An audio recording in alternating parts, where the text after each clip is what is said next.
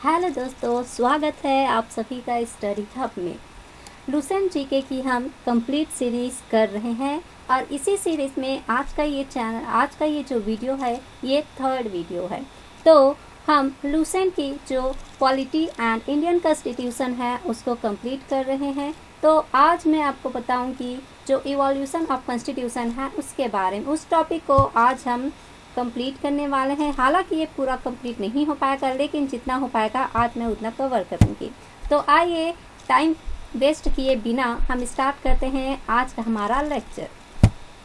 तो आइए देखते हैं इवोल्यूशन ऑफ इंडियन कॉन्स्टिट्यूशन। हमारा जो संविधान है, भारत का जो संविधान है, आखिर वो इवॉल्व कैसे हुआ, उसका डेवलपमेंट कैसे हुआ, कैसे कैसे हमारा जो संविधान जिसे आज हम देखते हैं उसकी जो पुराने ज़माने में कैसे उसकी नींव पड़ती गई और हमारा जो संविधान आज हम देखते हैं वो बनकर तैयार हुआ।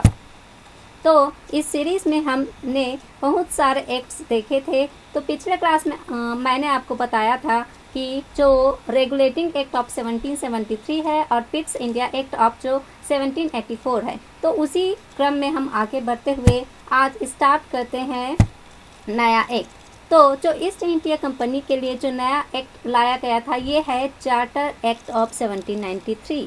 तो ये चार्टर एक्ट ऑफ 1793 है। इसमें क्या क्या प्रोविज़न दिया गया था इसको हम देखते हैं। तो इसका जो मेन प्रोविज़न है ये क्या है, तो इसका जो मेन प्रोविज़न है वो है जो प्रीवियस एक्ट लाया गया था जो रेगुलेटिंग एक्ट ऑफ 1773 और जो पिट्स इंडिया एक्ट ऑफ 1784। तो इसको और कंसोलिडेट किया गया, यानी उसको और मजबूती प्रदान की गई इस एक्ट के तहत जो 1793 का चार्टर एक्ट है उसके तहत। और साथ ही साथ जो member of board of controller है उनकी जो पेमेंट होगी, उनकी सैलरी की, ये भी जो इंडियन रेवेन्यू है, जो इंडियन की जो रेवेन्यू है उससे उनको सैलरी दी जाएगी। ये भी प्रावधान इसी एक्ट में किया गया था। और साथ ही साथ जो कोर्ट्स है उनको पावर दे दिया गया कि कोई भी जो रूल्स है या फिर जो रेगुलेशन है उसको इंटरप्रेट कर सकते हैं। जो सुप्रीम कोर्ट हमने देखा था पिछले क्लास में कि सुप्रीम कोर्ट का गठन किया गया था। रेगुलेटिंग एक्ट ऑफ 1770 जो 3 है उसमें ये प्रोविज़न था। तो हमारा जो अगला एक्ट है ये है charter act of 1813। Charter act of 1813 ये बहुत ही इम्पॉर्टेंट है। क्यों इम्पॉर्टेंट है? क्योंकि इसमें जो ईस्ट इंडिया कंपनी की जो ट्रेड मोनोपोली थी, जो पहले ईस्ट इंडिया कंपनी को अधिकार दिया गया था कि वो भारत में अपना व्यापार कर सके, लेकिन ये जो अधिकार था ये एंड हो गया था इस 1830 में। लेकिन इसमें जो चाय है और जो चीनी है, चाइना है, सॉरी, जो चाय है, चाय माने टी, और जो चाइना है उसको एक्सेप्शन रखा गया और बाकी जितने भी उसके जो मोनोपोली अधिकार थे, माने एकाधिकार जो अधिकार थे व्यापार के लिए, उसको खत्म कर दिया गया। और जो 3 काउंसिल्स जो मद्रास, बॉम्बे और कलकत्ता है उनका पावर को भी इनलार्ज किया गया और उनको ग्रेटर कंट्रोल में लाया गया। किसके कंट्रोल में लाया गया? जो ब्रिटिश पार्लियामेंट है उनके ग्रेटर कंट्रोल में। अब ये जो बॉम्बे है, मद्रास है और कलकत्ता है, वो उसका जो काउंसिल है वो ब्रिटिश पार्लियामेंट के ग्रेटर कंट्रोल में आ गया था। साथ ही जो क्रिश्चियन मिशनरीज है जो उनको यहाँ अलाउ कर दिया गया कि वो अपना रिलीजन को इंडिया में स्प्रेड कर सकते हैं। इसी के तहत हम देखते हैं जो डिफरेंट मिशनरीज यहाँ इंडिया में आए और यहाँ यहाँ कितने लोगों को क्रिश्चियन में कन्वर्ट किया गया।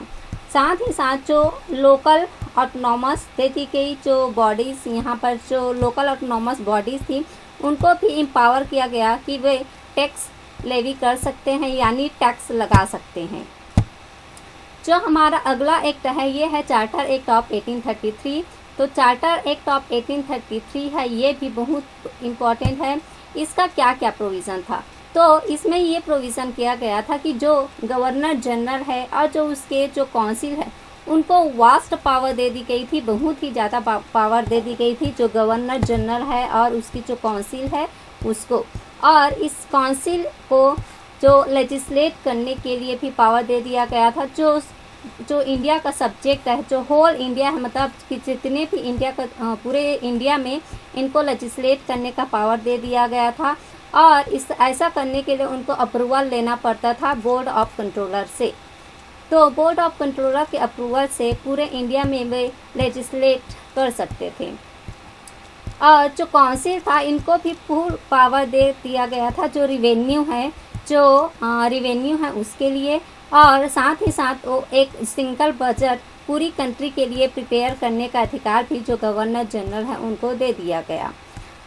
और जो ईस्ट इंडिया कंपनी, जो एक कॉमर्शियल कंपनी थी स्टार्टिंग में, उसको अब रेड्यूस करके सिर्फ एडमिनिस्ट्रेटिव और जो पॉलिटिकल एंटिटी बना दिया गया। जो सिर्फ एडमिनिस्ट्रेटिव और पॉलिटिकल कंपनी ये एंटिटी बन गई, और जो कॉमर्शियल इसका जो वर्क था उसको समाप्त कर दिया गया। यहाँ पर हमने पिछले एक्ट में हमने देखा था कि चाय और चाइना में उनको एक्सेप्शन मिला था व्यापार करने के लिए, बाकी भारत के लिए उनका जो मोनोपोली था समाप्त कर दिया था।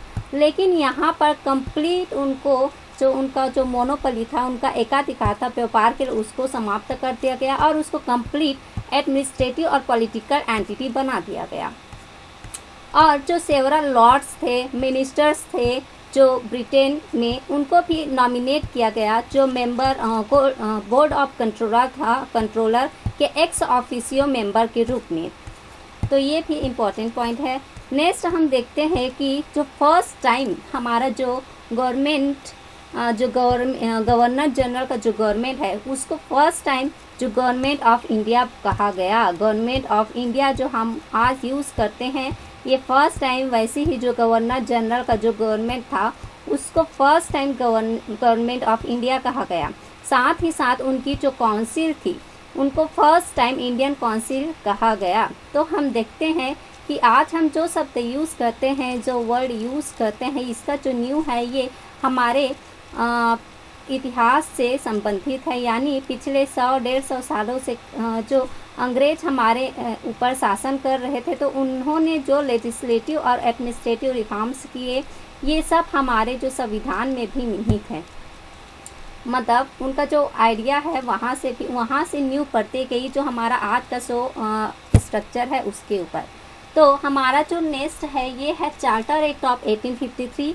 ये चार्टर एक्ट ऑफ 1853, इसमें भी बहुत बड़े बदलाव किए गए।